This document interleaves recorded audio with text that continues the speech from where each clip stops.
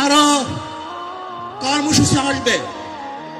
আপনারা বলতে পারেন এই তো অমুক দিন ঢাকায় গিয়েছিলাম, অমুক দিন কর্মসূচি পালন করেছিলাম, আবার আজকে কর্মসূচি চলে আসছে, আজকে যাব না। না, এটা হবে না। যেরকম খন্দকের যুদ্ধ শেষ হওয়ার পরপরই নবী আলাইহিস সালাতু ওয়াস সালাম যখন বিশ্রামে গিয়েছিলেন, জিবরাইল বললেন, ইয়া নবী আল্লাহ, আমি এখনো যুদ্ধের পোশাক খুলি নাই, আর আপনি তলোয়ার রেখে দিয়েছেন।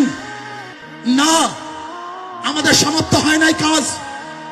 বনু কুরাইজায় বাস করেন সেই ক্ষুধার্ত সাহাবীরা যারা দুর্বল হয়ে গেছিল খন্দকের যুদ্ধে, সেই অবস্থা আবার বনু কুরাইজায় মাস করেছিল, তলোয়ার ধরেছিল, বনু কুরাইজা অবরোধ করেছিল, ওদেরকে চিরতরে গোটা দুনিয়া থেকে নিস্তব্ধ করে দিয়েছিল। আজকে আমাদের বসে থাকলে হবে না, এক কর্মসূচি পালন করার পর জিরানো হবে না, আমাদের বসতে পারবো না। সময় নাই বসার, নহে সমাপ্ত কর্ম আমাদের, অবকাশ করে বিশ্রামে।